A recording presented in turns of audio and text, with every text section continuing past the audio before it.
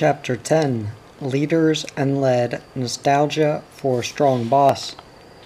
Russians have gloried in the very things foreigners criticized them for: blind and boundless devotion to the will of the monarch, even when in his most insane flights he trampled underfoot all the laws of justice and humanity. Nikolai Karamzin, 19th century Russian historian. What difference does it make to you that America has a new president? An inquisitive and tourist guide in Kiev asked me after Richard Nixon had been forced out of the White House by the Watergate scandal. Before we had a dishonest president, and now we have an honest one, I replied. That makes a big difference. No, I mean to you personally as a journalist, she persisted. Now that there is a new president, are you being called back to America? At first I did not get the connection, but as we talked it slowly came through to me. This well-educated, English-speaking young woman was reasoning from Soviet experience. She knew that the senior correspondent in Washington for Pravda would be a party man trusted and picked by the party hierarchy. So she assumed the Moscow bureau chief for the New York Times, which many Soviets take as a direct counterpart of Pravda, must have connections to the Nixon White House, and since the Nixon faction had just lost out, presumably I was in political hot water too. No, I said, as we strolled past the Mariinsky Palace, where Nixon had stayed in Kiev in '72, we have no relationship to the government, no connection at all. But who pays your way when you travel in the Soviet Union, she wanted to know.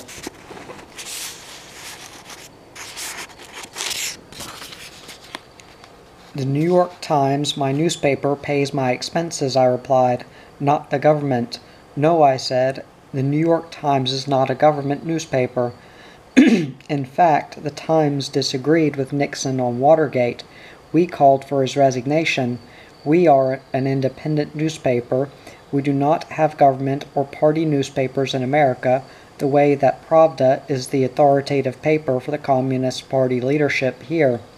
Even though this discussion took place after the climax of Watergate, a topic on which this young lady had posed to know something, she eyed me with disbelief. She started to challenge my comments about the American press, stopped in mid-sentence, shook her head, and then dropped the subject, evidently regarding it as hopeless.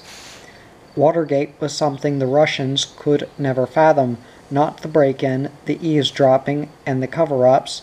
That part they understood well enough from a history of bloody intrigues and cabals under both czars and communists. No, the baffling element was the scandal that followed. It took place in a political dimension beyond their ken, and their reactions revealed much about their own political mentality. The notion of the purposeful division of political power and of the rulers being subject to restraints of law was something that met skepticism from even the most sophisticated Soviet analysts of American affairs for many months. Having seen Presidents Johnson and Nixon pursue the Vietnam War despite intense opposition in Congress, they found it hard to credit Congress with real power. For a long time, these Russian specialists on America were inclined to dismiss the furor over Watergate as some charade of democracy that would fade away. In mid-'73, nearly a year after Watergate had been percolating in the American press, an important, well-traveled editor of Pravda, whose responsibility was to watch Western politics, remarked that he always skipped over the Watergate news to save time. There is too much to read, and that is a minor matter, was his judgment.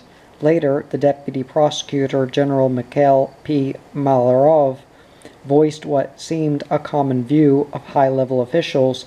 Disdainfully, he brushed aside the contention of dissident physicist Andrei Sakharov that Watergate was proof that American democracy worked, It is calculated just for show, Malarov shot back. All Nixon has to do is show a little firmness, and the whole thing will come to nothing. I do think that was not merely a cynical put-down of American politics, because some dissidents, too, spoke in that vein. Alexander Solzhenitsyn treated Watergate as a petty partisan tempest in a teapot. I was told, moreover, by an American scholar that one top Kremlin Americanologist admitted privately during the winter of 73 to 74 that it was impossible to explain Watergate to the supreme leadership because the Kremlin would not take it seriously. The Malarov answer had caught the characteristic Russian attitude, a show of toughness from the top, and the whole affair would melt away. Nixon was just toying with his critics, nor did this seem to be just a miscalculation of the political odds for or against Nixon. Some Americans, after all, misjudged them too. The problem for the Russians was much deeper. They simply could not grasp the fact that many Americans regarded the Watergate break-in and cover-up as an intolerable transgression against the essence of democracy. They could not fathom why the affair had engendered such strong public reactions. They found it incredible that Nixon's hand-picked Politburo, for that is how some Russians I knew referred to Haldeman and Ehrlichman, Mitchell and Company, would have to endure the indignity of standing trial like common citizens, and that Vice President Agnew and President Nixon would be forced from office. Not only were they incredulous, but deep down they questioned the wisdom of it all. A few free thinkers privately applauded the American political system, but other Russians, even intellectuals, weary of their own press and regular listeners to foreign radio stations, were mystified, even horrified that the American Congress, judiciary, and press could and deliberately would shake the foundations of American leadership. It went against the grain of their own political habits. Their history had given them no way of comprehending the legal, moral, and constitutional issues about the limits of presidential power or the president's responsibility before the law in our system, and so, within the framework of Marxist-Leninist cliches and their own political experience, they tended to regard the Watergate affair as a factional plot within what the Soviet press calls American ruling circles, or as some power play by the Democratic opposition. When will Senator Jackson become president? A fairly well-informed Moscow lawyer wanted to know after Nixon quit. Again, from the Soviet standpoint, it was a natural enough question. The Soviet press had given Watergate only scant coverage right up until the end. Some of my Russian friends suspected this was not only to protect the image of Richard Nixon, Brezhnev's personal partner in détente, but to avoid giving the Soviet public dangerous ideas about challenging established authority. Between the lines, however, the Moscow media conveyed the implication that Watergate was a maneuver against détente. I would like to emphasize that the impulse of the affair came after the Democratic Party suffered defeat in 72, said Leonid Zamyatin, Director General of TASS and Kremlin spokesman.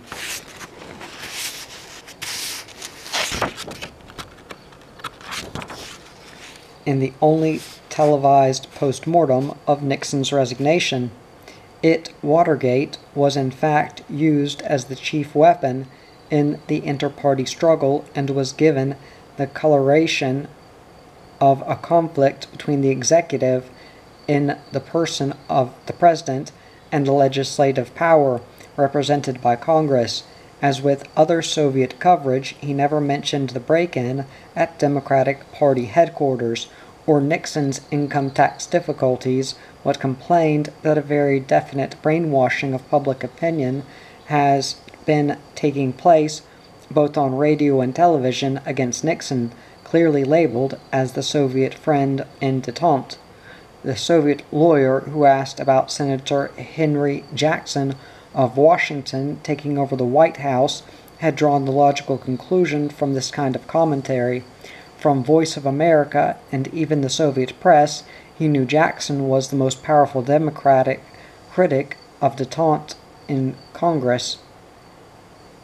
He took it as a foregone conclusion that Jackson would become president. Ford he regarded as an unknown interim figure, the Soviet mind thinking back to Stalin's death in '53 or Khrushchev's sudden ouster in '64, expected a new strongman to emerge. American talk about legal procedures sounded like window dressing. In April '74, 4 months before Nixon's resignation, when Senator Edward Kennedy came to Moscow and solemnly declared that American political institutions would be stronger once Watergate had run its course. I remember Russians taking this as understandable Democratic Party blarney. Kennedy and the Democrats would gain perhaps, but the idea that a political system as a whole could profit from a frontal assault on its own leader was so foreign to the Russian concept of national power and authority that it had no credibility. "What are you people doing to your president?" the translator for another correspondent asked me in the Watergate affair. This was a Russian sympathetic to America, and it exasperated him to see America in such turmoil. "What are you people doing to your country?" he burst out at me. "The question ought to be, what is Nixon doing to our country?" I demurred. "Oh well," he responded, "but that sort of thing happens everywhere. Don't you think we have it here too?" And he quickly cupped his hand to his ear to signal the bugging. "Of course, everywhere, if something like that happens here, it is just hushed down and no one finds out about it. Or if an official is really caught doing something bad, then he is just transferred to some other job on the same level. The big bosses, of course, don't have to worry. There is no need to ruin your country for something like Nixon did." He and many like him felt no different after Watergate had run its full course, and Gerald Ford had made his journey to Vladivostok to reaffirm détente. The traumas of democracy made no sense to them. If Watergate puzzled Russians, then the nostalgia for Stalin among ordinary Soviets surprised me, and they are warp and woof of the same political fabric. I went to Russia thinking of Stalin not only as the wartime commander and stern tyrant whose harsh programs of forced industrialization and collectivization had built up Soviet power, but also as the dictator whose bloody purges ranked with Hitler's persecution of the Jews as the gravest mass inhumanities of the 20th century. To me, as to other Westerners, Khrushchev, for all his flamboyant unpredictability, his blustering over Berlin, and his missile gamble in Cuba, was something of a hero for having dared to debunk Stalin, expose his terror, and rehabilitate some of his victims. I knew, of course, that the Brezhnev coalition had reversed Khrushchev's line on Stalin.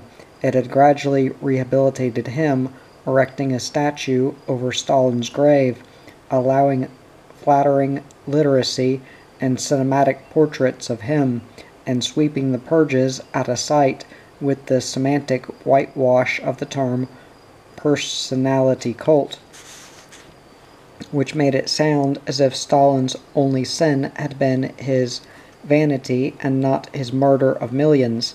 But it came to me as a discovery that Stalin had great latent prestige among ordinary people, and that Khrushchev was widely regarded as a bore and bungler practically without redeeming attributes, except among the liberal intelligentsia and the rehabilitated victims of the purges who had been direct beneficiaries of his policy. Stalin's favorite wine was Kinzamaruli, a hearty red from his native Georgia, hard to obtain now, even as it was during his lifetime. Its mere appearance on the table is sometimes enough nowadays to set off rounds of toasts to Stalin at private parties. A Swiss diplomat related to me his astonishment one evening at hearing Stalin warmly toasted several times over glasses of Kinzamarali by a group of middle-level foreign ministry officials, a gathering at which he chanced to be the only foreigner. Some other friends, Russian intellectuals for whom Stalin was anathema, were equally shocked on a visit to working-class relatives for a big holiday feast to find the crowd singing old war songs, including one with the refrain, "Let's drink to the motherland, let's drink to Stalin," and up went the vodka glasses for the dead dictator. Soviet Georgians are accepted as a maverick people, fiercely nationalistic, and so their devotion to their native son, Yusuf Dzhangashvili, who rose from a cobbler's son to rule the Kremlin, was taken as one of their idiosyncrasies, a way of lording it over Russians. Not only did Georgians drink to Stalin and faced down Russian critics of his rule, but I was shown photos of state holiday celebrations in which Georgian officials were carrying Stalin's portrait down the main streets beside Lenin, Mars, and Engels, a public act of reverence forbidden elsewhere.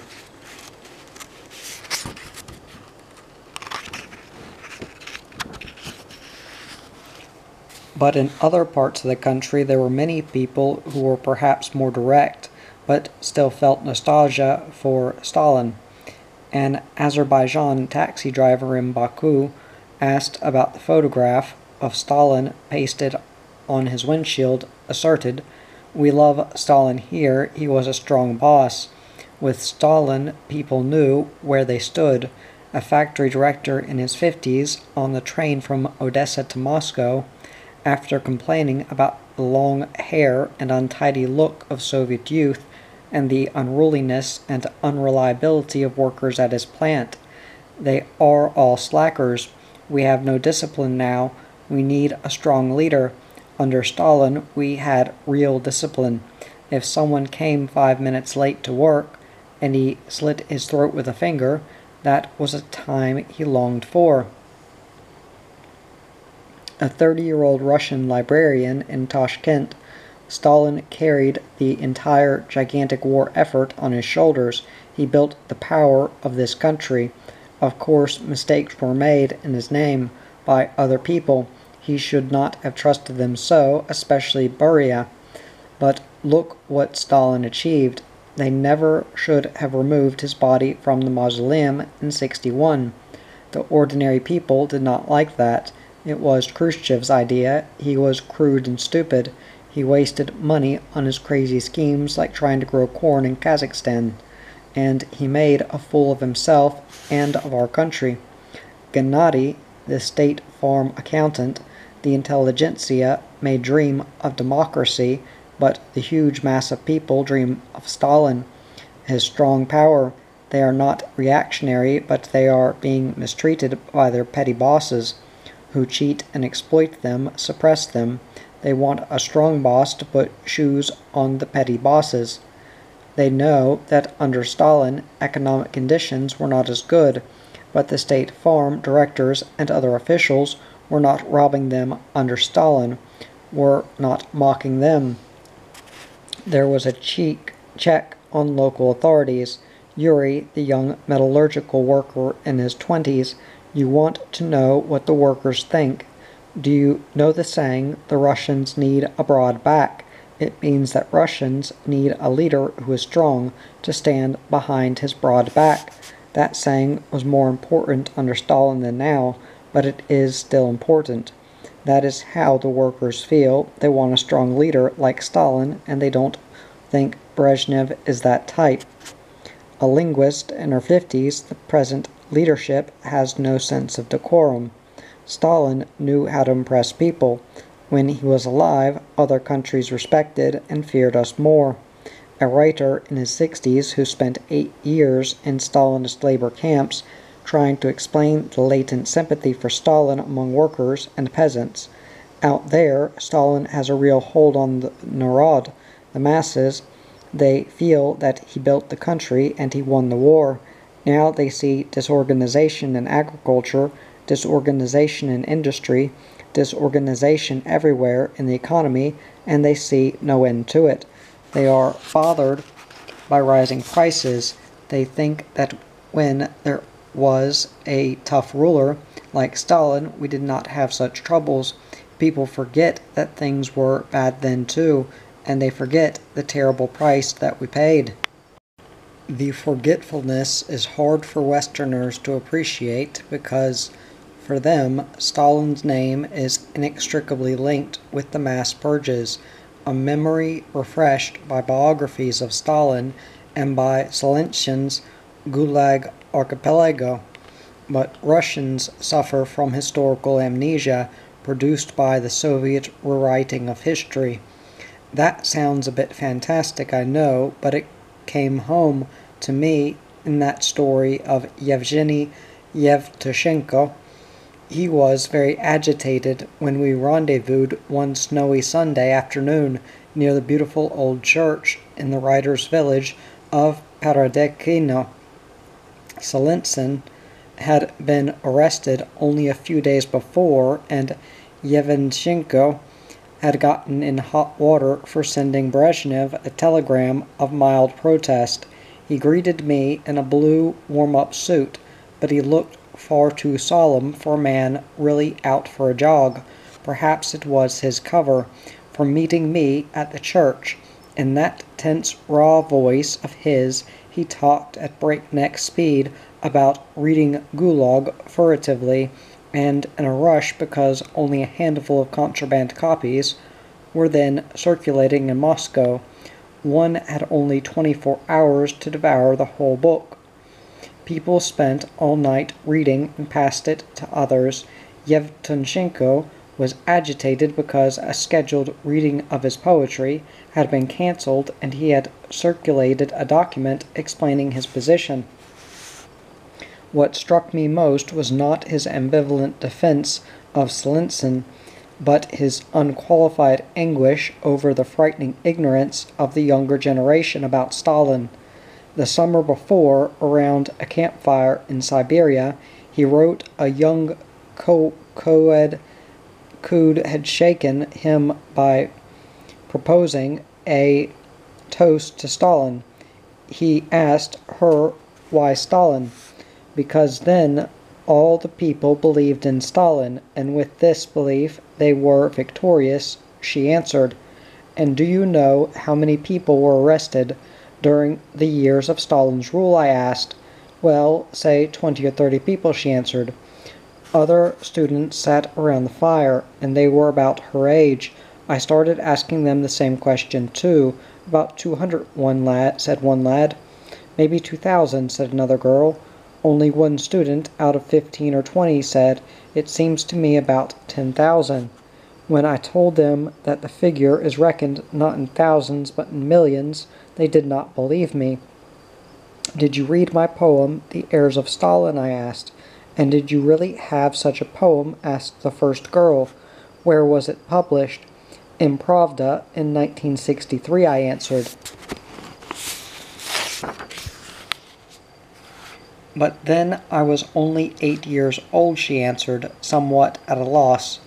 And then I suddenly understood, as never before, that the younger generation really does not have any sources nowadays for learning the tragic truth about that time because they cannot read about it in books or in textbooks, even when articles are published in newspapers about heroes of our revolution who died in the time of the Stalinist repressions.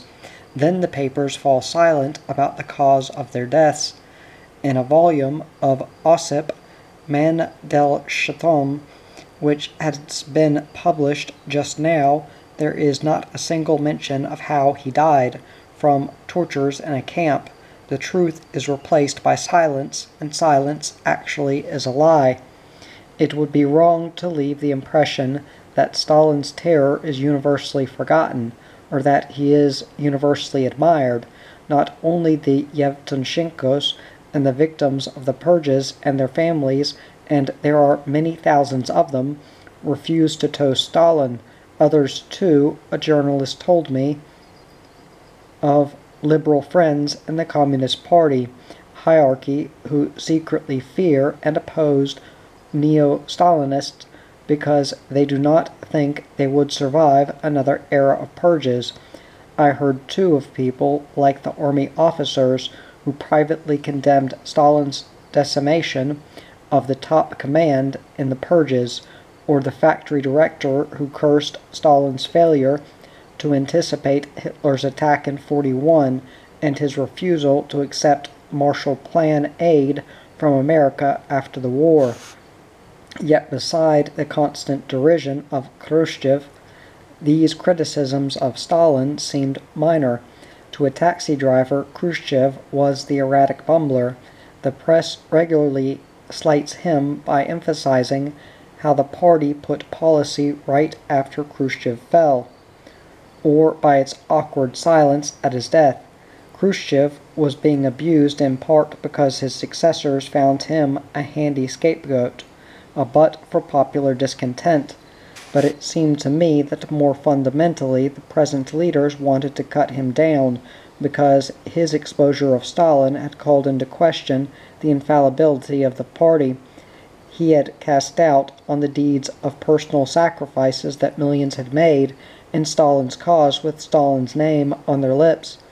He had made so many look so foolish or so guilty for their silent adulation of Stalin. Today, setting the purges aside, and that is what most Russians want to do, set them aside, those who are nostalgic about the good old days under Stalin yearn most of all for his style of leadership. Time has dulled the memory of his awful malevolence and his personal paranoid suspiciousness, his capricious tyranny as the leader who forged a modern state, who steeled a nation in wartime to emerge victorious, and then made the rest of the world tremble at Soviet might. Stalin embodies power. Significantly, when Soviet officials or tour guides talk of the watershed between Tsarism and communism, they do not talk about the Soviet Constitution as Americans would, or about the coming of the Fourth or Fifth Republic as a Frenchman would. They refer to the establishment of Soviet power. Nor is this a matter of mere semantics or loose translation. It is a vital clue to the Russian political mentality. For them, the point is that one form of power replaced another.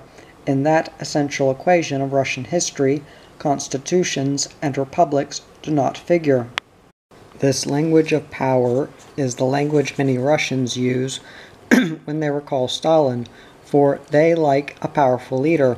In their most admiring moments, Russians praise Stalin as the krepky Kazan, the strong master.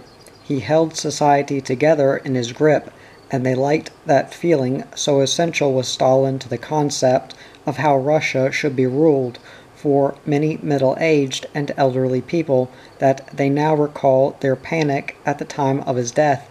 As one intellectual recalled to me, we literally did not know what would happen to the country, how we would survive without Stalin.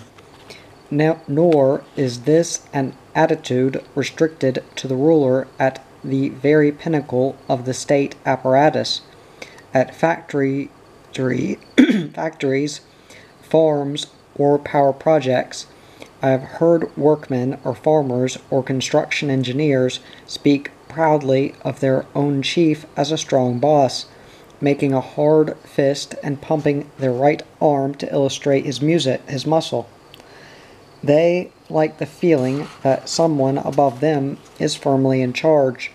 I recall a technical specialist lamenting what he regarded as the inevitable decline of the Soviet space program after the death of its leader, Sergei Korolev, in '66. After that, he said, we could not compete with you, Americans. There was confusion, disorganization, too many chiefs, and not one boss. You can't get anywhere without a big man in charge. After the Soviet Tu-144 supersonic transport crashed at the Paris Air Show in '73, an engineer had similar misgivings. If there had been a good, strong man in charge, he would have run things properly and prevented such mistakes, he said. I found it especially striking to hear such reliance on a strong leader from a young, technically trained intellectual whose education should have given him an appreciation for the teamwork, management, and intricate dovetailing of complex technology to make such a project successful. But scientists, too, told me that institutes or entire fields of research suffered for lack of a single commanding leader. A sports fan offered the strongman diagnosis when the Soviet national hockey team lost to Czechoslovakia 7-2 during the World Hockey Championships in April of '74. He blamed it on a soft coach. Tarasov was a dictator, he said, recalling the former coach. He was crude, but he made the team train and train and train. Under him, they played better. With Russians, you have to be firm, very firm. The brilliant 19th century writer Mikhail Saltykov Shchedrin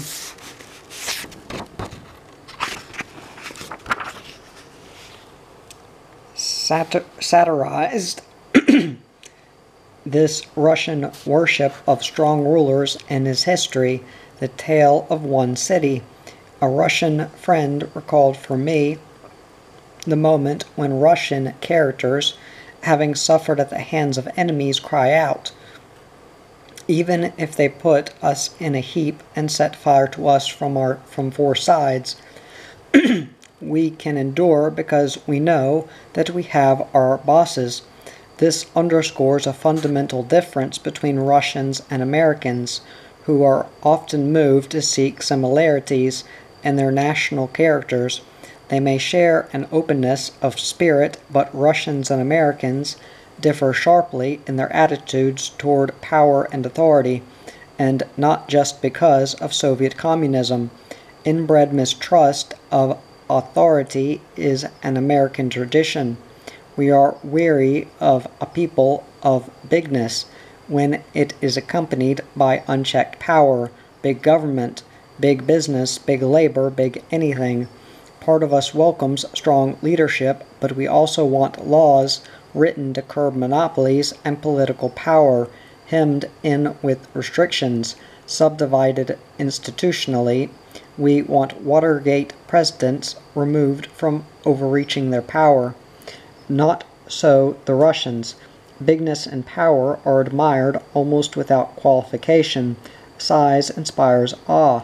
Huge Kremlins, cannons, church bells under the czars. Huge dams, missiles, atom smashers under the communists. Marxism-Leninism has provided a rationale for large-scale production and concentrated power in the hands of party leaders and central planners.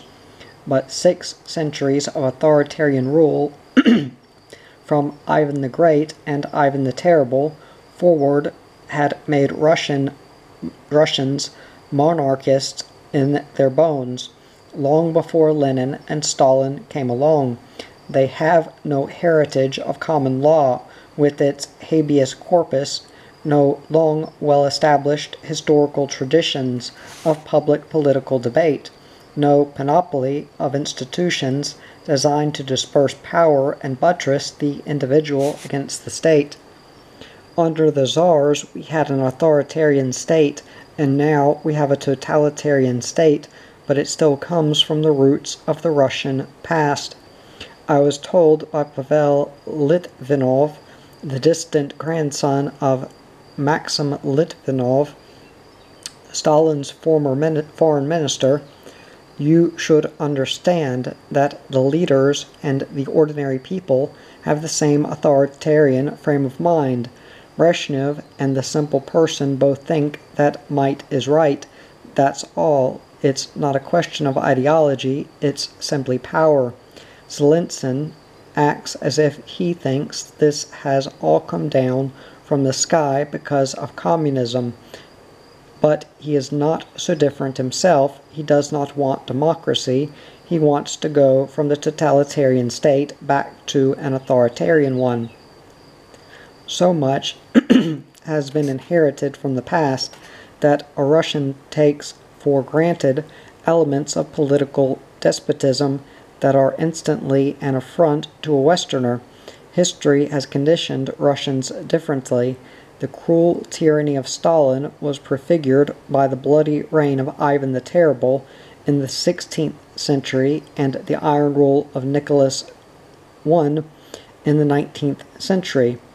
Peter the Great, celebrated for opening Russia to the West and introducing a more modern army and state administration, is less well known abroad for having also improved the efficiency of authoritarian controls, some of which survive today.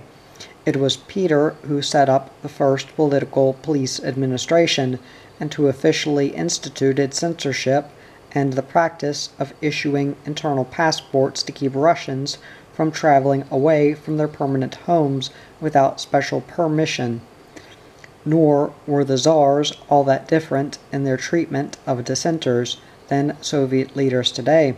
Peter had his own son, Alexis, tried and sentenced to death for passive opposition to his reforms.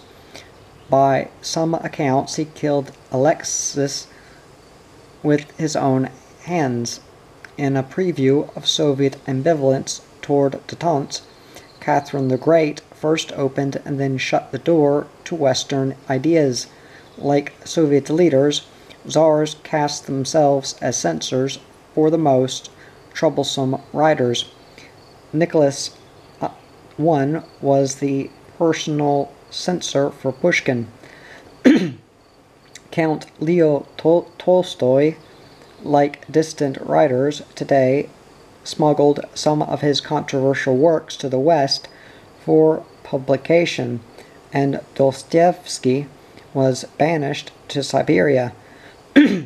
The Soviet practice of putting dissidents in mental hospitals had its precedent in the famous case of Pyotr Shadyev, an eminent early 19th century scientist and thinker who was officially branded insane for an essay that condemned Russia as backward and advocated Westernization and Catholicism as a panacea. It would be naive to contend that nothing was altered by the revolution, but the historical parallels are powerful. Whether under czars or commissars, Russians have traditionally had a deeply ingrained fear of anarchy and the centrifugal forces that tug at the unity and stability of their vast state. Montesquieu wrote that absolutism is inevitable in a country so huge and backward as Russia.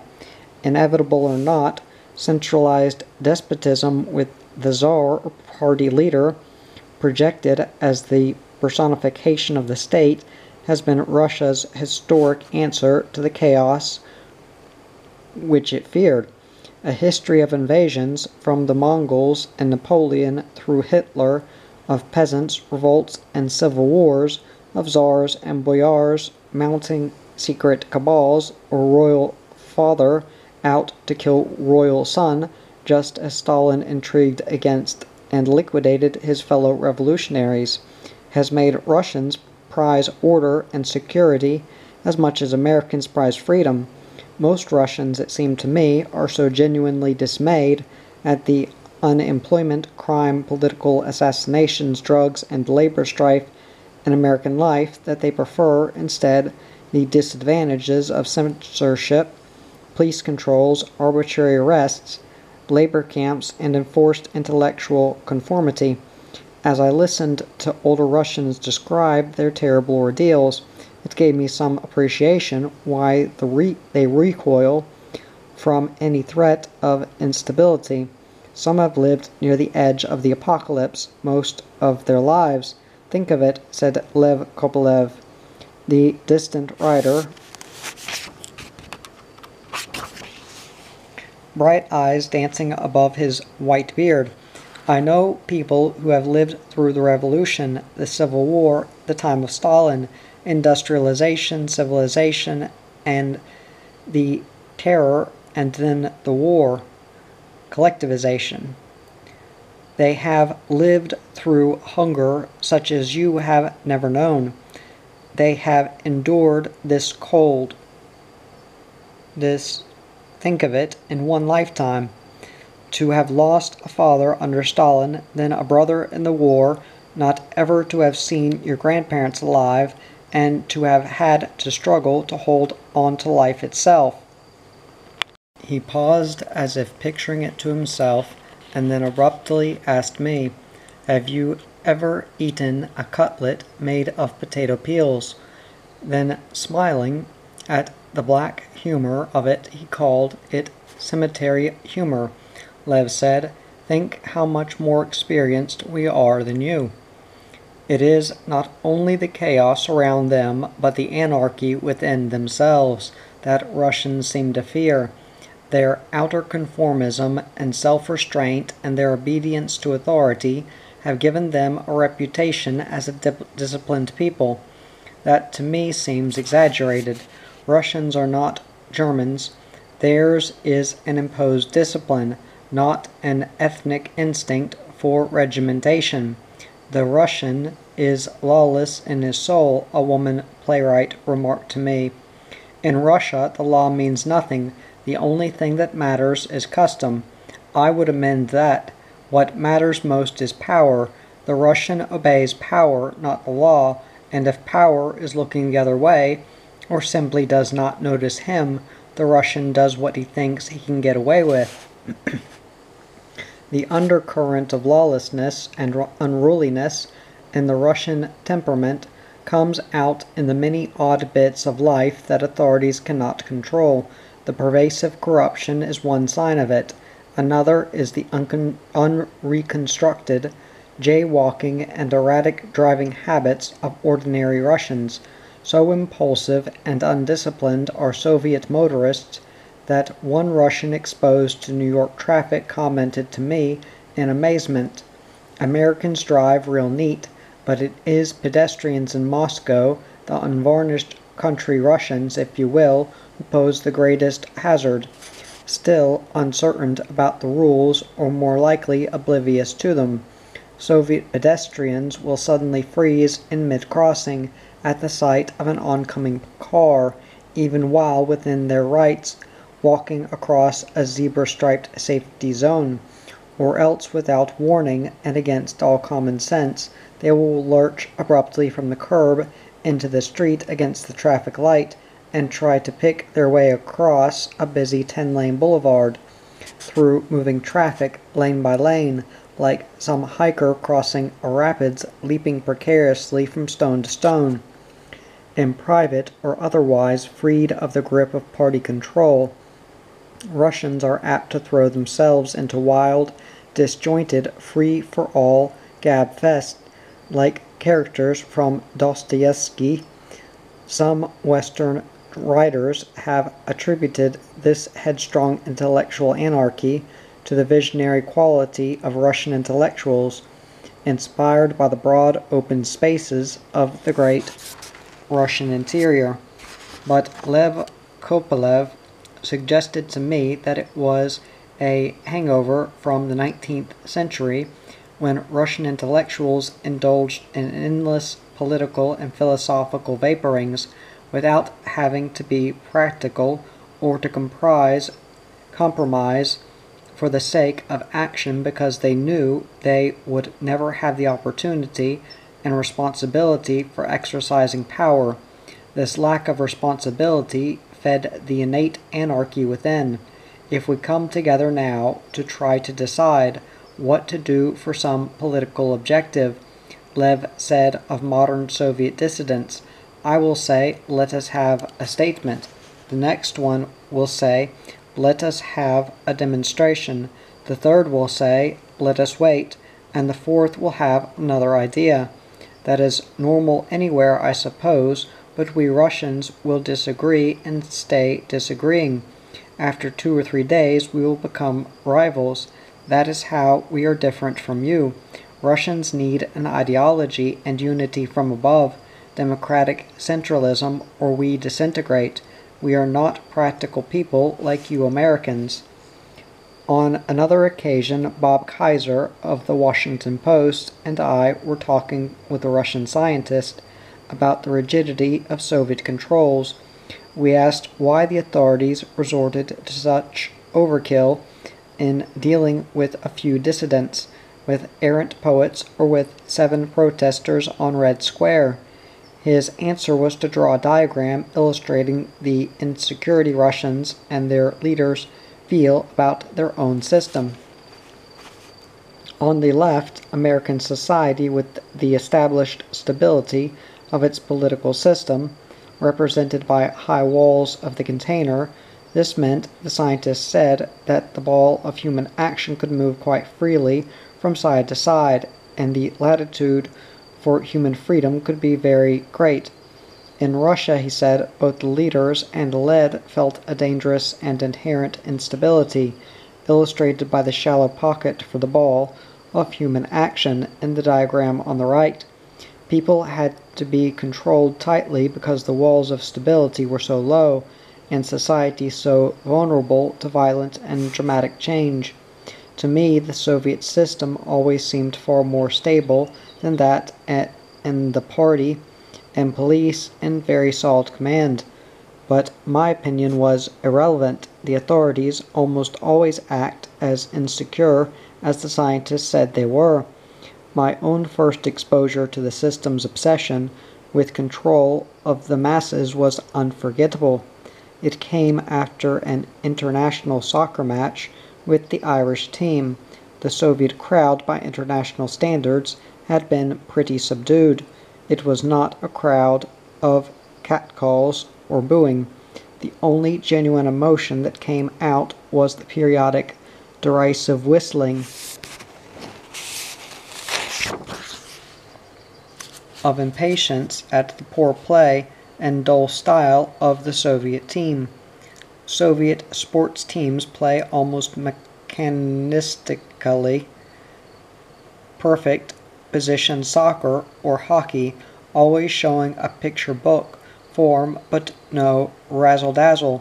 It never would have occurred to me that this calm Russian crowd would explode into some Latin tantrum after the game, but Soviet authorities were taking no chances. Coming out of the stadium with 100,000 other fans, I saw the streets lined with armed soldiers, standing shoulder to shoulder in a wall of khaki. They formed a channel through which the crowd had to flow toward the subways and bus lines. Along another street, the foot soldiers were reinforced by mounted cavalry, also lined up side by side. The array of power was numbing.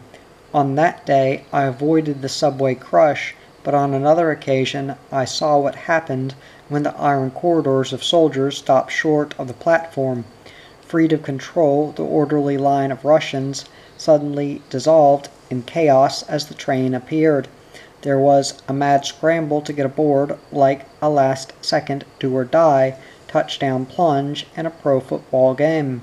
When I remarked about it to Russian friends, they laughed and talked about losing shoes or having buttons pop off their coats at such moments. I escaped without property damage, and no more than an instant of panic that the moving torrent which picked me up bodily might drop me between platform and train, and I gained a greater appreciation of why the authorities had imposed such strict order on the streets above. For Russians, the very word for order, porядок, has a special mystique. Language dictionaries render it as a proper order, procedure, sequence. To Westerners, putting things in order, tidiness, neatness, organization is an understandable rendering. To Russians, it can simply mean that things are okay, hunky-dory. But just as often, porядок carries the firm undertone of law and order, things going the way the authorities, the bosses, prescribe. Usually the political bosses, but just as easily the factory director, shop foreman, school teacher, even the parents.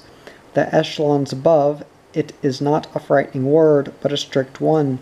It conveys a sense of someone standing over you or somewhere unseen, but nonetheless keeping an eye on you to make sure things go as they should.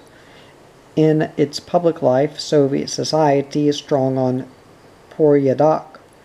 The well-swept streets of Moscow and the city's immaculate subway system are examples of porядок. That would make any American mayor envious. The subways, handsome structures decorated with classical busts and mosaics, are free of the trash, vandalism, and self-indulgent graffiti that deface the subways in New York City. Man, the discipline, whistled Russell Davis, an odd young American black from the Harlem Street Academy on a visit to Moscow. The streets are clean, people get in early, they have a whole lot of respect for the police. You find a whole lot of discipline. You also find an unbridgeable chasm between the leaders and the led, between them at the top and us at the bottom. My Russian friends commonly referred to the leaders impersonally as them, or the vlasti, the authorities, or more literally, the men of power. Ordinary Russians not only shy away from pronouncing aloud the initials of the secret police, or walking on the same side of the street as its headquarters, but often they avoid mentioning Brezhnev by name by quickly wiping a finger across an eyebrow, an allusion to his heavy eyebrows. It is a gesture that recalls that richly Russian line in Fiddler on the Roof, when the rabbi is asked whether he has a blessing for the Tsar and replies, "Yes, may God bless you and keep the Tsar away from us." The instinct of the little man is to keep his distance from those on top. It is not a great problem for the leaders. Do not seek exposure politicking among the people. Almost nothing is disclosed about their private lives or families. For the ordinary citizenry, the Kremlin leaders appear only periodically as faces on television at ritualistic state occasions and then disappear from view. The leadership live hidden lives. They seem to prize anonymity as an essential ingredient of mysterious and unchallengeable authority, as if some Russian Machiavelli had long ago counseled that leaders whose personal lives become too much of an open book are no longer so awesome, but become human and vulnerable. In Pushkin's Boris Godunov, for example, the Tsar advises his son that if he wants to hold power and rule effectively, he should not expose himself too much to popular view, but retain the aura of aloofness. For the common man, politics and the power of the leaders are like the natural elements. No ordinary mortal, worker, peasant, intellectual, party member dreams of doing anything about them. They are simply a given fact, irresistible and immutable. State policy is like the weather.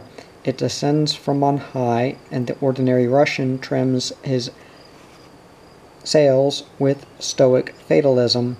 He makes the best of whatever comes along, enjoying calm political seasons and trying to find shelter in rough ones. Not too surprisingly, most Russians are apolitical.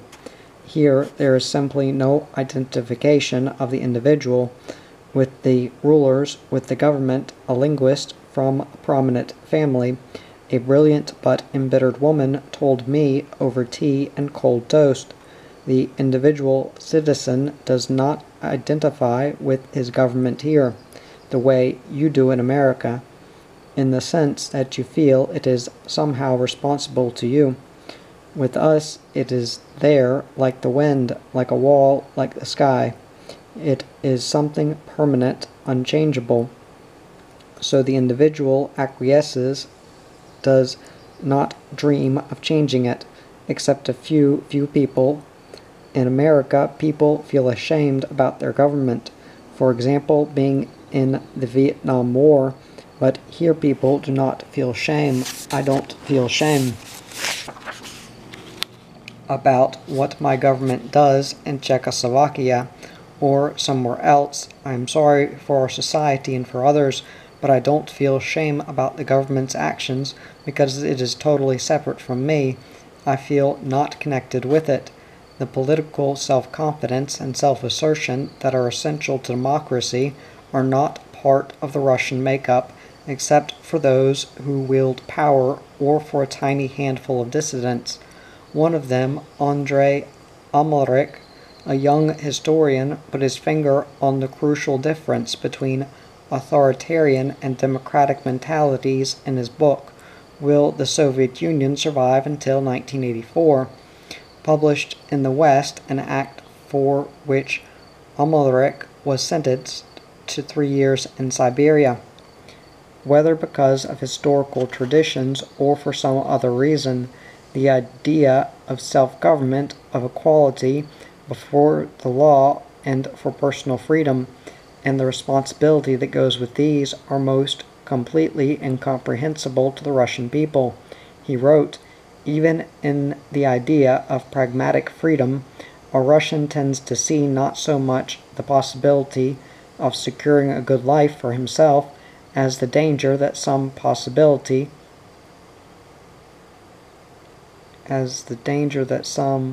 clever fellow will make good at his expense. To the majority of people, the very word freedom is synonymous with disorder, or the opportunity to indulge with impunity in some kind of antisocial or dangerous activity. As for respecting the rights of an individual as such, the idea simply arouses bewilderment. One can respect strength, authority, even intellect or education, but it is preposterous to the popular mind that the human personality should represent any kind of value. Russians comment that people nowadays are less submissive to authority than in Stalin's time. I am sure it is true, yet for Americans who have lived through a generation of demonstrations, war protest, establishment knocking, and the removal of a president, Russian public submissiveness is still remarkable to see.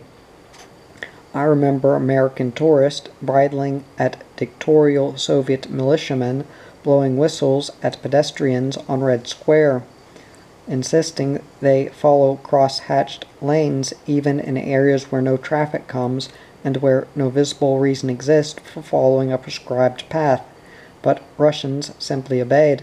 At a provincial cathedral one Easter, I watched many young people powerfully tempted to enter to see the beautiful religious ceremony, but deterred even from trying, with some few exceptions, by the presence of a policeman at the door.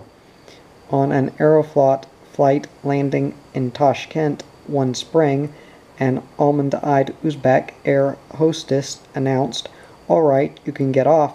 People rose and began gathering belongings, but the stewardess objected. "No, sit down, comrades," she coldly commanded the Soviet passengers. I was addressing our guests, meaning half a dozen foreign correspondents and our Soviet escorts. The Russians all submitted to this slap in the face silently, sat down, and began craning their necks to watch us disembark first. It was a scene I saw repeated in many settings. I was struck that no one refused to comply with such orders. I did, however, witness one case of vigorous protest against bureaucratic injustice by a group of younger people, typically less intimidated than their elders and obviously from well-educated and probably well-connected families accustomed to better treatment. Like us, they had from They had come from one of a handful of modest Soviet ski resorts in the Caucasus and were flying back from Mineralnye Vody to Moscow. Late in the afternoon, we all boarded the scheduled plane, but because of an insoluble breakdown, we had to get off and spend 17 hours through the night in the airport waiting for a substitute plane to be flown in. Unfortunately, it had fewer seats. After boarding, these young skiers suddenly realized that one of their group was being held off the plane on the ramp. A handsome, curly-haired blond man in a blue windbreaker, about 30 years old, and a well-dressed brunette came to the hostess to try to get their friend on the flight. "Comrades, there are no seats," a chubby Aeroflot hostess told them. "He is not registered on the manifest for the flight." Another hostess claimed that the man had no valid ticket, hardly likely since he had been aboard the original flight. "That's your fault, not his," complained the man in the windbreaker. "If his ticket is not valid, then neither is mine. We all came together. We are 7 in a group. We all did the same thing. There's nothing the air crew can do about it," the hostess said. "Go sit down so we can take off." The protest had been very mild and reasonable, but the mere challenge to authority upset several middle-aged women sitting near us.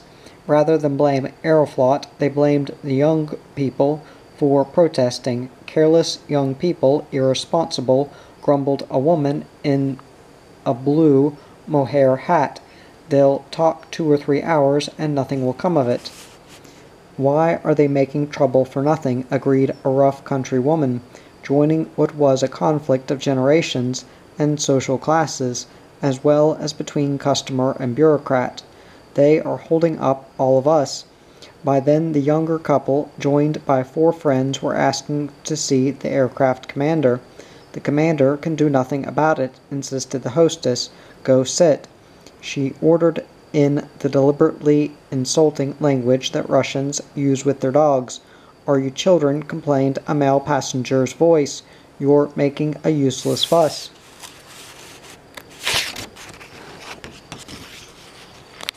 "Our friend's luggage is on the plane with ours," pleaded one young man. "He hasn't enough money to buy another ticket if you say that one is invalid. And when will the next plane be available?" The Aeroflot hostess did not bother replying. One elderly passenger suggested they should get the police. Sure enough, the police were coming across the tarmac, 2 gray uniformed officers and a little motorized cart. Up the ramp they came, preparing to remove the hapless skier bodily.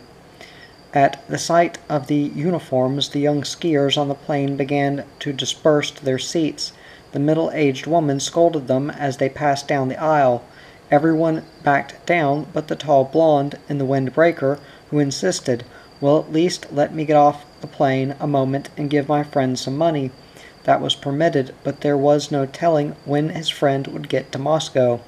We had inquired during the night, and Aeroflot had said all flights were booked solid to Moscow for the next 5 days. Soviet intellectuals can tell stories into the night about the passive obedience of their countrymen. A cybernetics specialist recalled that in '53, with Stalin fatally ill, the publication Clinical Medicine came out with a major editorial, "Murder in a White Gown," about the so-called doctor's plot against Stalin, prelude to a new purge. But the dictator died, the situation changed, the doctors were cleared, and a second edition was hurriedly issued with a substitute editorial. Subscribers were asked to return the first version, which no longer fit the party line, and many people did so, obeying instructions, rather than taking the risk of being caught with the wrong version at home. Similarly, the third edition of the Great Soviet Encyclopedia appeared with a long article about Lavrentiy Beria, Stalin's secret police chief, who was subsequently executed in a power struggle with Khrushchev and others. The encyclopedia editors, desperate to blot out the memory of Beria, produced a special article on the Bering Strait. This was mailed to encyclopedia owners with instructions to paste it directly on top of the Berea article. Again, my friend said he knew many who complied. The atmosphere today is far less oppressive than under Stalin. In private, among trusted friends, Russians will turn their wit and their curses against their leaders, but I have seen many close the kitchen door and pull the blind before doing so, out of habit if not out of actual fear. They know, moreover, that publicly knocking any political figure is risky, and publicly can mean not in a public place, but simply in front of the wrong people. So inbred is that caution that a middle-aged Moscow woman refused to believe an American correspondent who told her that Americans could publicly criticize their president. This was early in Watergate.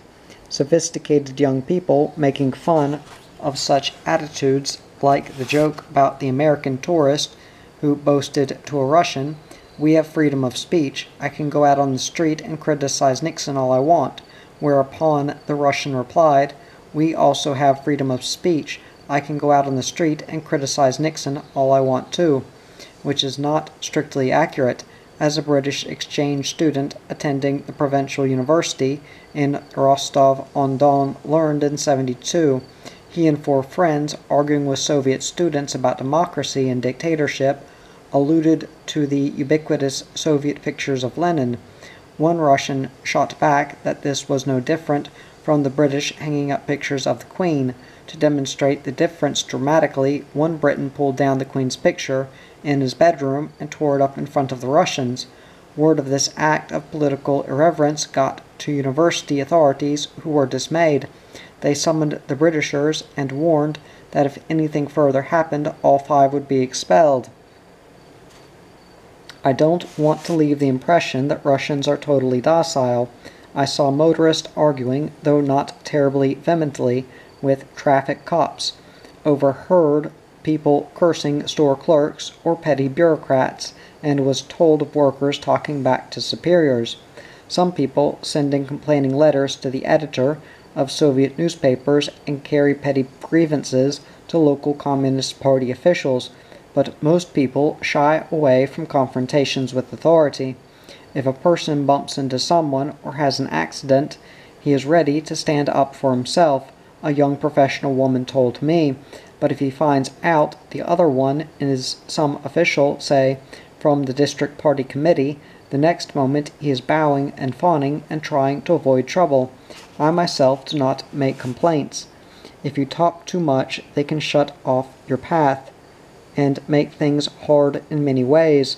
It's a mistake to irritate officials. This deeply ingrained sense of impotence because of the official power of retaliation and the assertive intrusion of officialdom with personal lives is something alien almost totally to middle-class Americans, and perhaps understood only by blacks and poor people in America, yet it affects almost all Soviets.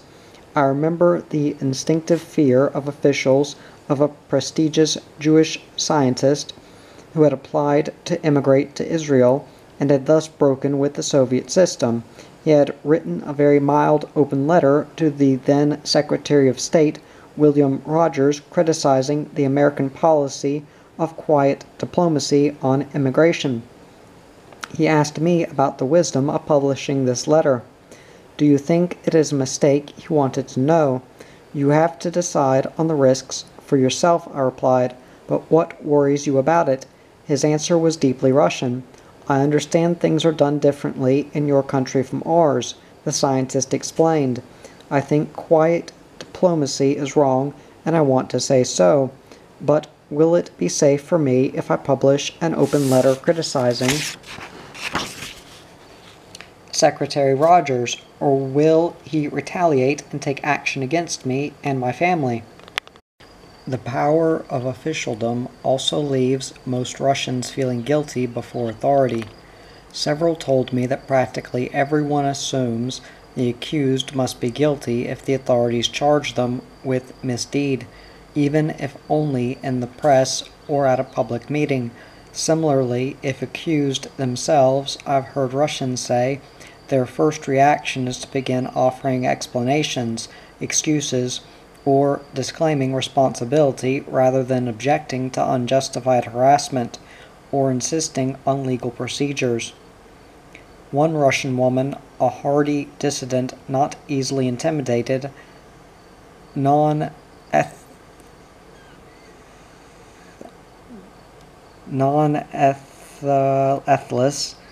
described her own surprise at what she regarded as the unusual audacity of an African student friend who got into a scrape with authorities at Moscow's Lomba University. He had defied their wishes by stopping in Paris en route between Africa and Moscow during his vacation. When he returned, the dean called him in to ask what he had done in Paris. The African replied that was his affair and perhaps that of the French, but not of the Russians. No Russian would have answered that way, this woman asserted. A Russian would have said, "Oh, you know, I have a friend in Paris, and he invited me," or something like that, to try to explain it away. The first reaction of a Russian is to correct his mistake. From childhood we learn to feel guilty before superiors, and we try to explain ourselves. Only later, our second reaction is to ask ourselves, why do they need to know? The fact that power and authority derive from above, not below, has made Soviet society far more rank and hierarchy conscious than Western societies. Strange as that may seem for a state that preens itself as the protagonist of the proletariat, power determines rank from top to bottom in Soviet society. The crucial test in Lenin's blunt formula is Kyo Kogo, literally, who whom, but more meaningfully, who can do what to whom.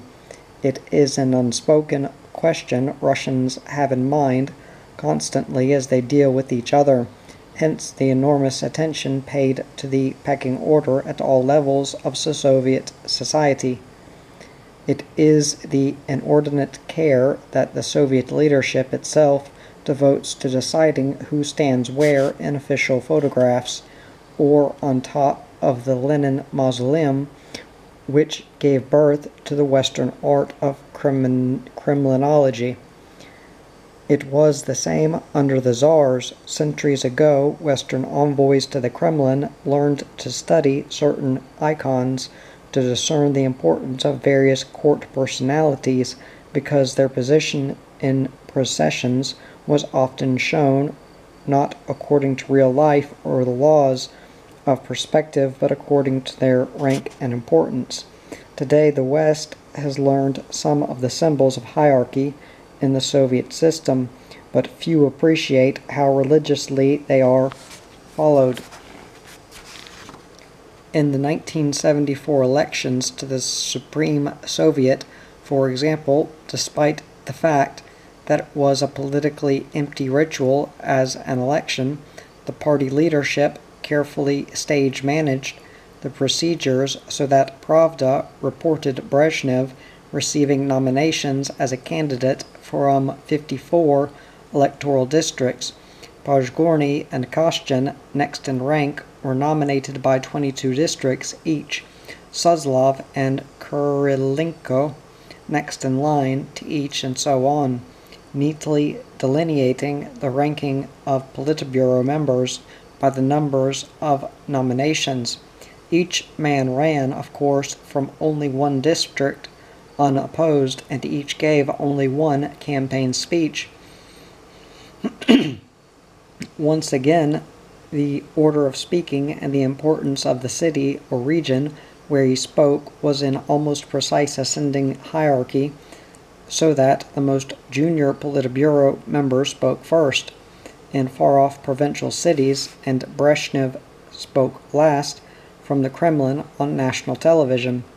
This devotion to the pecking order permeates all levels, all walks of Soviet life, a contemporary echo of the elaborate system of 14 ranks that Peter the Great established for the government services. Not only political figures but scholars are carefully stratified from top down as academicians, corresponding members of the academy, institute directors, full professors, department heads, laboratory chiefs, holders of the doctorate degree, senior researchers, etc. Each rank carries not only its salary scale, but special housing allotments, and at the higher ranks, the right legally to hold second jobs and lucrative consultantships. Individual sportsmen, too, are ranked formally by class: honored Master of Sport, International Class, Master of Sport Class A, B, and so on.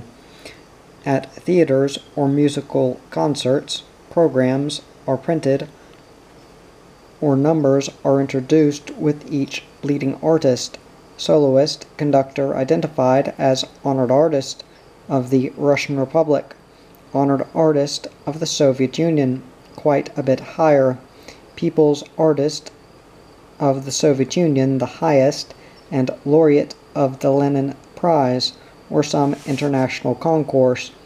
I have attended televised concerts where the introduction ritual is repeated for each number, even for the very same persons, and if composers are present, their ranks and laurels are also cited.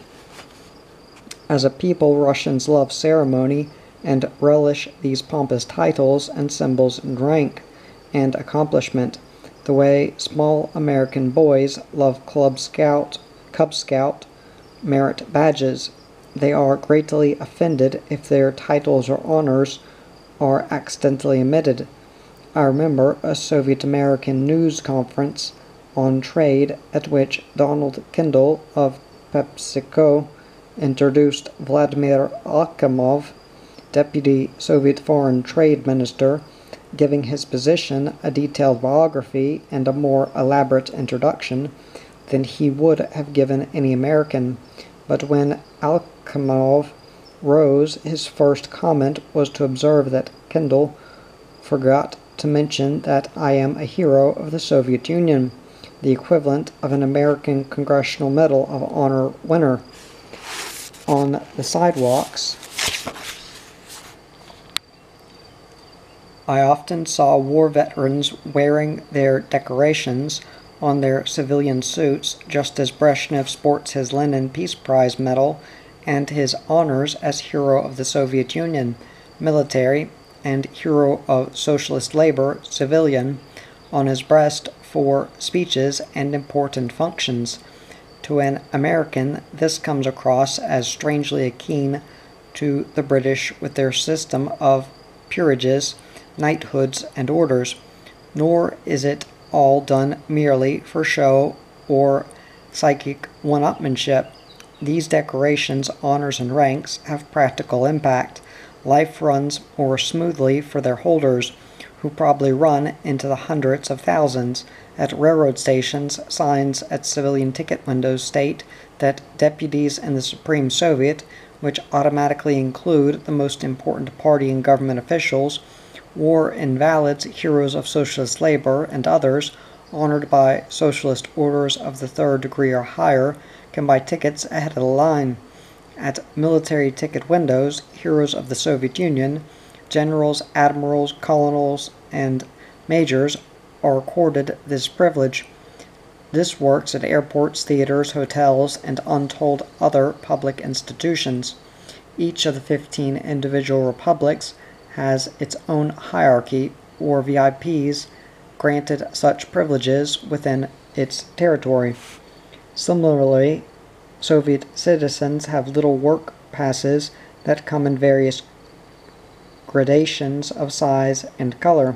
Like the gambling chips at Monte Carlo, they increase in size and change color according to their worth. These little hard-backed pass booklets, a bit smaller than a cassette, are normally blue, but booklets of Communist Party officials at all levels and of staff members at important government institutions are red. The Bolshoi Ballet Opera troupe as a flagship of state is granted red, and when the Kirov Ballet in Leningrad was accorded this honor in 72, some Kirov dancers told me this added to their ease of living. Most booklets are embossed with the name of the institution where the individual works, and that too gives an instant clue to power and status. Those of the security agencies carried the seal of the Soviet Union. The mere flashing of a red booklet, especially bearing the state seal or the name of an important party or government agency, is enough to help many people gain instant admission at a housing office, theater, restaurant, or through a police barrier, while others stand in those aching lines. Often I have watched such line crashing with indignation, yet Russians do not protest. They took it as a given of life. You learn not to complain no matter what you feel inside, said one young woman helplessly. The most honored and exalted personages have special pass booklets that are vest pocket size. Valery Panov, the ballet dancer, showed me his awarded for a high state prize that he had won. It looked like a small diploma, neatly inscribed by some court calligrapher. An ordinary bureaucrat confronted with such a document immediately recognizes rank and practically genuflects in his effort to please. No modern Soviet writer has outdone Chekhov in capturing the two-faced fawning servility of Russian bureaucrats to their superiors and their arrogant disdain toward the masses. 2 decades before the revolution, Chekhov did a series of vignettes that are as contemporary as if they had been written yesterday.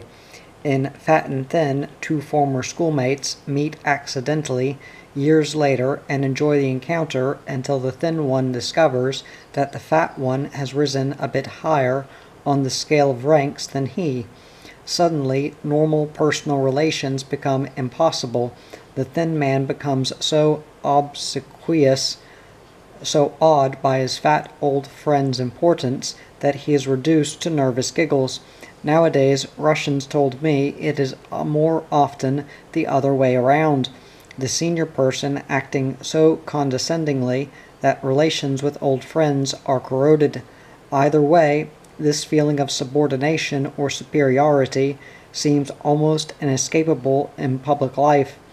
Where Americans take each other's measure in terms of money, Russians do it by rank, and they treat each other accordingly. Once again, it is Chekhov who sketched that trait so graphically in Chameleon, the story of a town bailiff who alternates between menacing self-importance and timid acquiescence in his handling of a stray dog, depending on what onlookers have to say about the identity and rank of the owner. The bailiff is ready to prosecute so long as it appears the owner is a nobody. He wants to drop the case when he hears the owner is a general. As the conflicting versions alternate, he changes like a chameleon. In Soviet life, this is an everyday occurrence. Any foreigner who has lived in Russia has experienced the volte-face, from cranky arrogance to Uriah Heep helpfulness the minute it appears that people of some importance are involved. Foreigners have more status than most Russians and enjoy certain benefits. A Soviet journalist told me that Russians must sign a slip promising to get out of an in-tourist hotel room at any time of day or night if it is needed for a foreigner. Traveling by train from Murmansk to Moscow, Anne and I were rudely told by a scruffy waiter one evening that we could not get dinner because the dining car was closed. He had taken us for Russians. We knew it was an hour before closing time, and we sat down anyway, hoping someone might help us. The waiter ignored us, so did a fat waitress with a Brunhilde hairdo tinted a glossy auburn. a shade favored by working-class women, but when other diners heard us speaking English and alerted the Brahilda that we were foreigners, the attitude changed abruptly. We got dinner. On another occasion, Times foreign editor Jim Greenfield wanted to visit Moscow, but for days, and tourists insisted, there was not a single free hotel room in Moscow on his dates.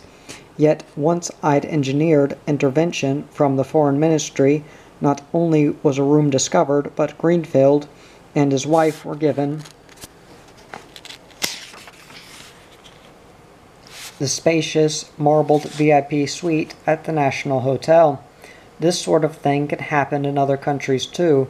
Americans, like others, have their own sense of who stands where on the totem pole of apple polishing, but it is rarely manifested so badly as in the rank consciousness of Soviet life. We have a court society, and so people behave like courters. A Soviet magazine editor confessed to me, among common people who work side by side in factories or in the fields, I sensed a rough feeling of equality. During World War II, I was told the national sense of solidarity diminished the normal sense of rank, but Russian life today is marked by status feelings, that some are above and others below, that some prevail and others submit. Some experienced Western diplomats, as well as Russians whom I knew, argued convincingly that this kind of attitude colored and complicated Soviet negotiations with the West. Commercial as well as political compromise, they reasoned, is an Anglo-Saxon concept that assumes a rough equality. It does not arise instinctively in the soul of Russian officialdom.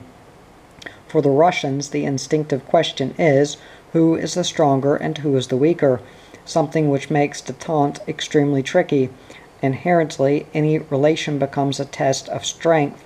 I was surprised at a luncheon one day to hear a Swedish diplomat talking about this Russian character trait, vent his bitter frustration at the short shrift given Sweden and small nations by Moscow.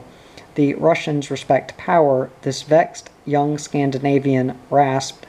They deal with you, Americans, with respect because you have power, because there is something behind your words, but they don't deal with us that way. We are not powerful, we are a little country. The little man in Russian society, Malinky Chelovik, as Gogol called him, has the same sense of impotence before the apparatus of the Soviet state, except that he has long since steeled himself not to notice too much. From the flow of dramatic literature about purges, labor camps, and the secret police, Westerners have an exaggerated notion of the extent to which the KGB intrudes in the daily lives of ordinary Russians. It is true that though the terror has eased since Stalin, the secret police still persecute the most daring souls. Their mere presence is enough to keep the vast majority in check. Even every Soviet institution has its first department, its security section, which keeps a steady watch on political reliability and conscientiousness, as well as a full lifetime dossier on everyone. Each time an individual changes jobs, gets a promotion, wants to travel abroad, or does anything unusual, he has to obtain a characteristica, a character reference that includes not only job performance and recommendations of superiors, but a social comment, or security evaluation by the party and KGB. Mail censorship, telephone bugging, controls on typewriters, copying machines, and the like have been too often reported to need cataloging here once more. These controls form the general environment of Soviet citizenry, but they are not the little man's greatest burden, for the quiet erosion of the spirit that takes place daily is caused more by the petty tyrants of Soviet life. the rigid little bureaucrats and the self-appointed busybodies who use infinite regulations and documents to harass, humble, and hound the man in the street. I would have thought that with all the nuisances burdening ordinary Russians, that they would instinctively have banded together to ease the strain of life. Within their own narrow circles they do, yet Soviet society in general is peopled by many dictators inflicting inconvenience and misery on the rest of their fellow citizens. Often it seems as a way of getting back at the system for the hardship and frustration they themselves have suffered. The peasant learns to suffer and therefore to sympathize with suffering, wrote Maurice Baring, a British commentator not long before the Revolution. He learns to bear suffering with stoicism, and therefore to inflict it with insensitivity when the occasion arises. I have heard Russians in more recent years describe this phenomena as a mass settling of scores on a personal level. Put a Russian in charge of a little plot of ground or a doorway somewhere, a bespectacled scientist ruminated sadly to me, and he will use his meager authority over that spot to make life hard on others. In one way or another, practically everyone works for the state, and on the job at least adopts the psychology of government functionaries, which typically means a narrow and finicky adherence to the technicalities and a bull-headed stubbornness not to venture an inch beyond the rules for fear that any initiative will later be chastised. The result is that divisions of grizzled pensioners guard the doors at restaurants, brigades of imperious matrons in mohair hats stand watch as duty officers on the floor of every hotel in the country, and regiments of younger women safeguard gates at airports, stations, or department stores with the mentality of goalkeepers, the tenacity of terriers, the gruffness of bulldogs, and the devotion of the French troops at Verdun, who vowed they shall not pass. Izvestia, the government newspaper, once pointed out the absurd lengths to which this blind devotion to the rules can be carried. It reported that one poor man leaving an office Friday afternoon noticed at the door that he had left behind his briefcase, but was refused permission by the doorman to re-enter because he was only working there on temporary assignment. The weekend period had begun, and temporary employees were not allowed in on weekends. The office worker pleaded desperately that all his belongings were in the briefcase, including his hotel key, and he could not even remember his room number. The doorman was unmoved. Ultimately, someone with normal access appeared and was sent after the briefcase. One of my more puzzling encounters with this rigidity occurred on the day of a new Soviet-American environmental research agreement. With Murray Frompson of CBS and Murray Seeger of the Los Angeles Times, I went to the House of Unions for the press conference. The building near the Bolshoi Theater is a large, handsome, columned pre-revolutionary edifice used for important occasions. It was a windy late September day, and all three of us were glad to get inside as we entered. The inevitable matron in an inevitable blue uniform asked, as is customary, for our documents before admitting us. We produced Soviet press cards, and she was about to let us pass to the cloakroom when she stopped Frompson, who was carrying a cassette recorder. "You cannot take the recorder through this entrance," the lady in blue instructed Frompson. "You must go around the corner to another entrance." She pointed for him to go back out the door.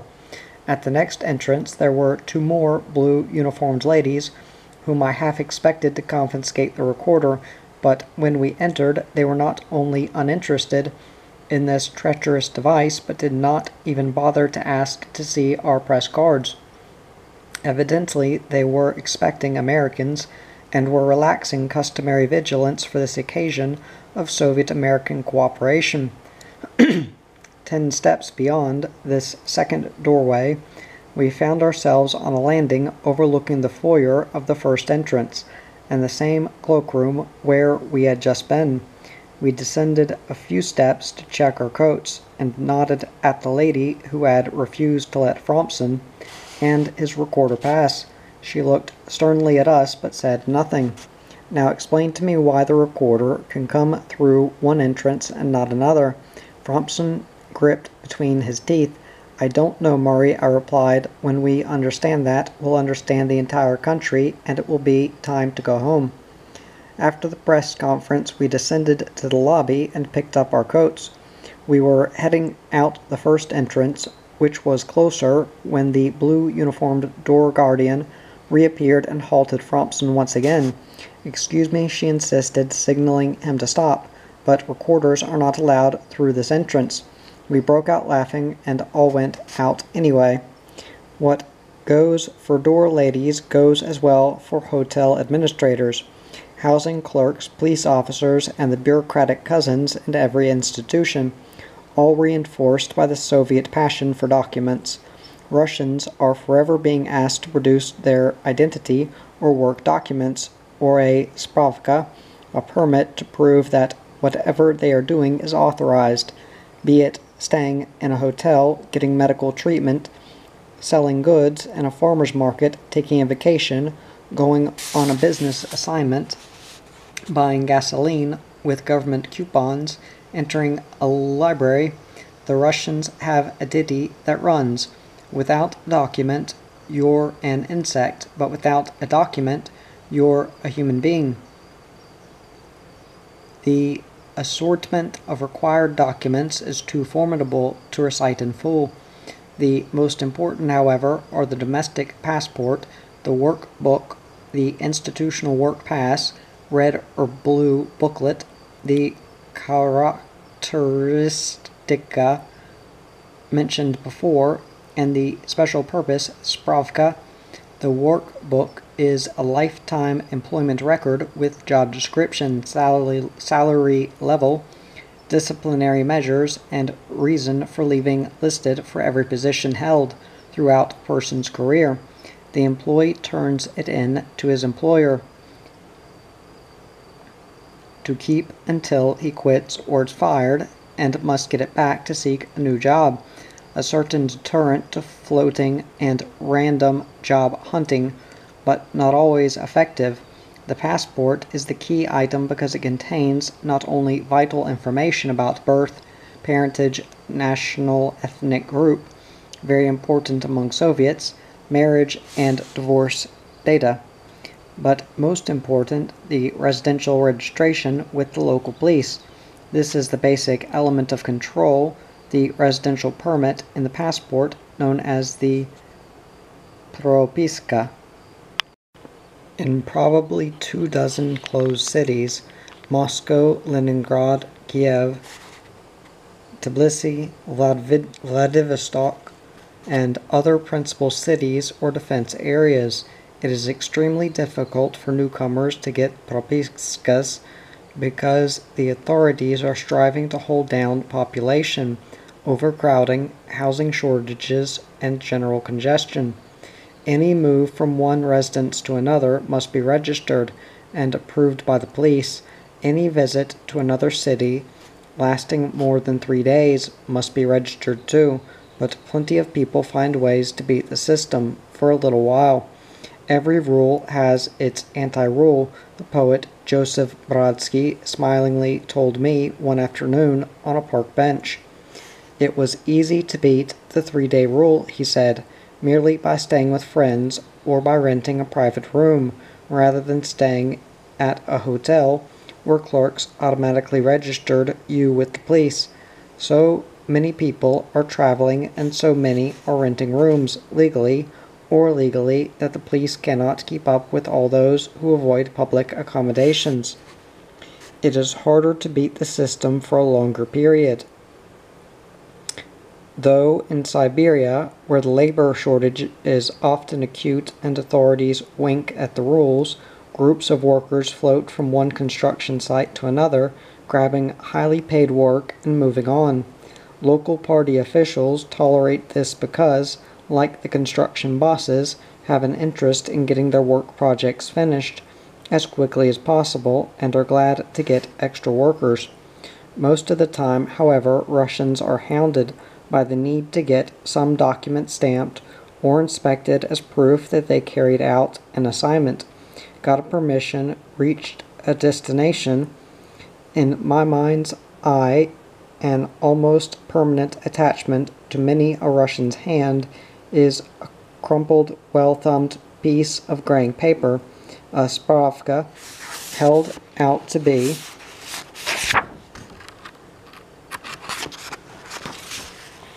inspected.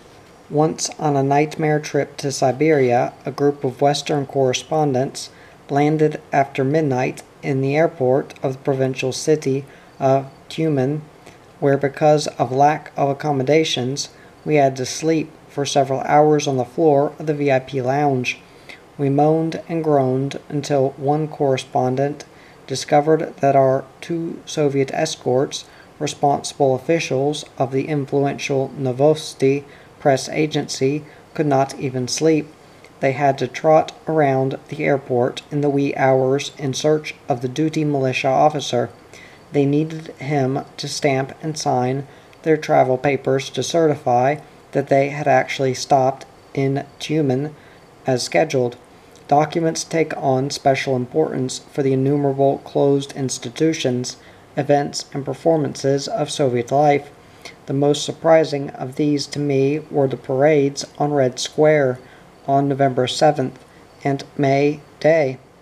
I thought they were for the masses, but unlike the Thanksgiving Day parade in New York or the French Bastille Day march down the Champs-Élysées, these communist celebrations were not open to the ordinary public. Only the elite, armed with special invitations, could attend, plus selected foreigners. So tight was the security that I counted passing through 9 different checkpoints to get to the Red Square. Except for marchers, who were thoroughly monitored and grouped, the streets were clear of ordinary people. At each of the 9 security lines there was a little ritual. A police officer would block my path, demand my press card and my invitation, compare the two, scrutinize my face to be sure it matched the picture, and then grandly usher me through with a "Пожалуйста, if you please." Russians sometimes laugh at the document mania in their country, but they are genuinely baffled that Western societies can operate without a similar array of documents. I think one of the better books we have published about England was done by a Pravda correspondent named Osipov, a tall, striking Russian woman told me as we were walking in the woods one afternoon. Because I have been to England myself, some of my friends asked me about that book. The chapter that caused the most interest and the most astonishment was the one where he described how he put his child in an English school. He simply went to the school one day and said, "Here's my child. I would like to enter him in school," and that was it. For our people, that's astonishing. My doctor asked me, "Laura, is it really like that? How can they do it without any documents? They have no proof that the child lives in the district. They have no proof of the child's age, just the parent's word. How can they do it?" I laughed, and then she laughed, and we talked a bit about how Russians were constantly having to prove their identity, not for financial reasons like Americans or other Westerners with their charge cards and check books and driving licenses, but simply in order to go somewhere or get into some place. People are not trusted here, my walking companion said. Why Petrov should want to pretend he is Pavlov, I don't know. If you want a job, you have to take your diploma, or otherwise how would they know you had graduated from school or college? It offended her, this all-pervasive mistrust, but then she confessed her amazement at American laxity. The first question my friends ask, and I wonder about it too, is how can they, Americans, find people if they need to? How can they catch criminals? It is really a problem for us to imagine how society works without having people registered where they live or having to give a passport to hotels when you check in. In much the same way, the ordinary Russian takes for granted the lattice work of rules and regulations that frames his existence. He chaffs sometimes, but they seem as natural as the sun and moon.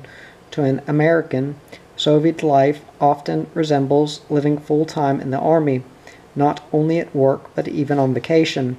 Outside the Latvian capital of Riga, one sunny June morning, the chief doctor at Jean Camiri Sanatorium explained the regime for a 24-hour holiday and treatment period. The entire schedule and the diet were worked out, he said, by a scientific institute in Moscow and were followed nationwide, a staggering thought to me.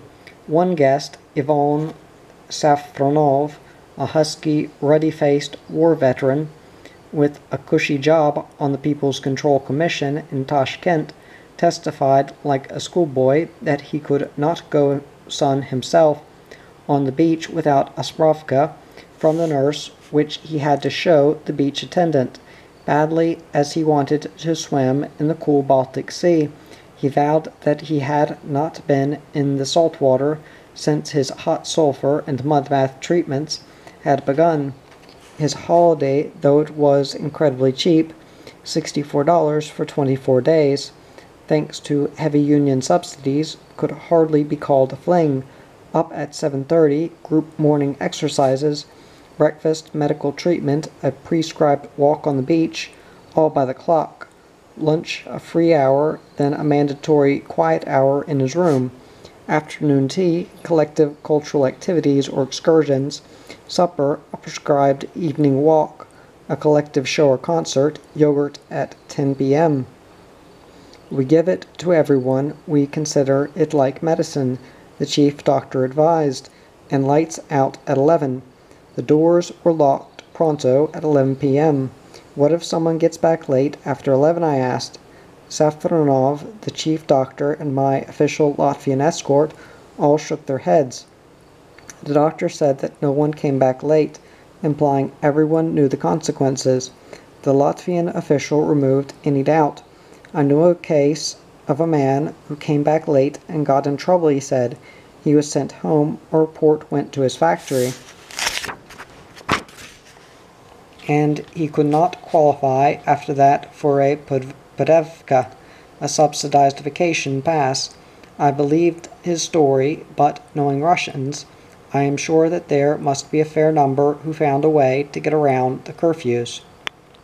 At summer camps for young pioneers, the daily schedules are just as detailed from revel to retreat, with not much time for just plain fooling around.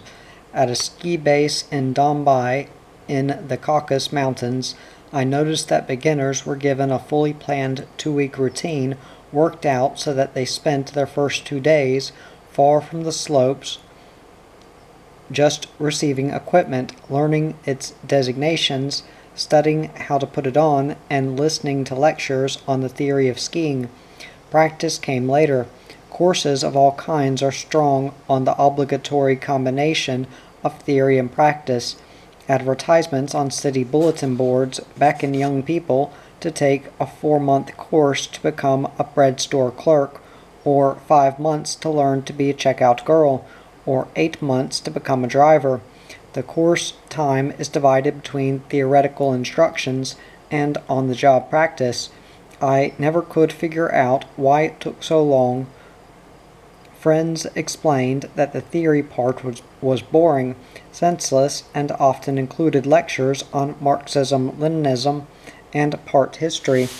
Russians endure this kind of regulated living much better than Americans, Britons, Frenchmen, or Italians would, just as they are more tolerant of the intrusions of self-appointed busybodies who monitor community conduct and prefer unsought advice, pro-offer unsought advice.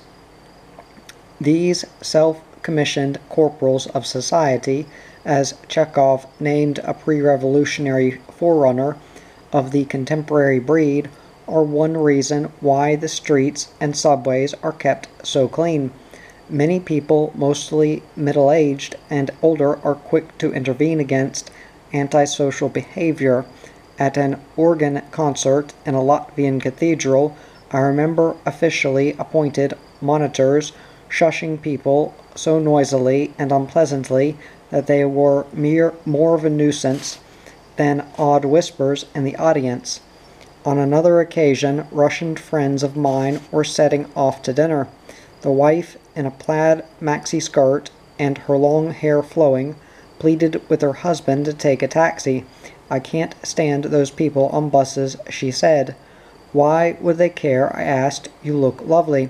"You don't understand," she said with irritation. "They don't approve of these fashions, and they heckle you the whole trip." This busybody trait can have an attractive, friendly, my brother's keeper side too. Strange women have come up with advised us on numerous occasions to bundle up our children better against the cold. Elderly men, and once even a policeman, kindly advised me to put on a hat. Others solemnly warned that sitting on stone was certain to cause colds or pneumonia, and we had better get up from sitting on cement steps. One American friend had her hand knocked away from her jaw by a Russian woman who sternly admonished that this was a sure way to get pimples. Less pleasantly, babushkas have remonstrated that our children were disorderly because they were running on park paths. Where else? Or that other American children we knew were not neatly enough dressed to be out in public. One Saturday morning, out walking our dog on a leash near the Ministry of Justice of the Russian Republic, I was sternly accosted by a plain woman in a mud-brown overcoat headed for home with her groceries. "It's forbidden to let your dog run on that yard," she announced. Actually, the dog was not running on that yard, only in the bushes along the edge of it, so I paid no heed. "It's forbidden," she insisted. "Take your dog out of there." "How do you know it's forbidden?" I asked. "There's no sign."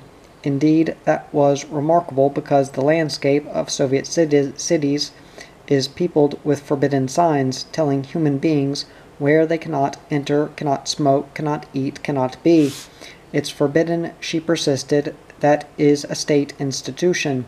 "Do you work there?" I challenged. She shook her head. "Take your dog over there," she commanded, pointing at a tawdry little unattached plot of ground 50 yards away. "The dog likes it here, and we will only be a minute anyway." I stalled, hoping she would go away. "That lawn is for people," the woman objected. "But it is Saturday morning, and no one is working there today." I demurred, unable to imagine people being authorized on the lawn if dogs were not. "The dog isn't bothering anyone. We are beautifying Moscow for people, not for dogs," she proclaimed. "The lawn is for people. Your dog can have a place in that little yard." And she eyed me steadily until I had tugged Amy, our little black mongrel, out of the bushes and led her away.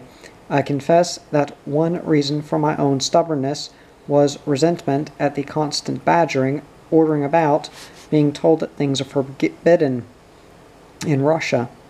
But Russians themselves generally do not take it that way.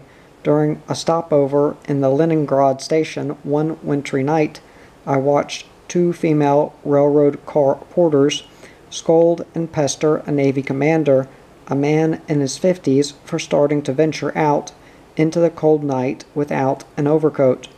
He just wanted a quick breath of air, and he was wearing a thick blue warm-up suit, a costume favored by Russians of both sexes for train travel because it serves as both day outfit and pajamas.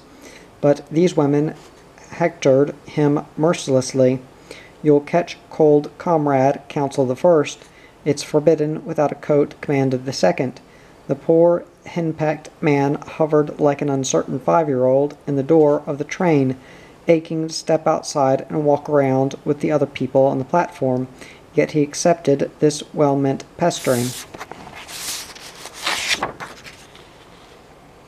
From two very ordinary women, with good humor, though many a Westerner would probably have brushed it aside and felt compelled to prove his independence by stepping off the train. That is not characteristic of the Russian.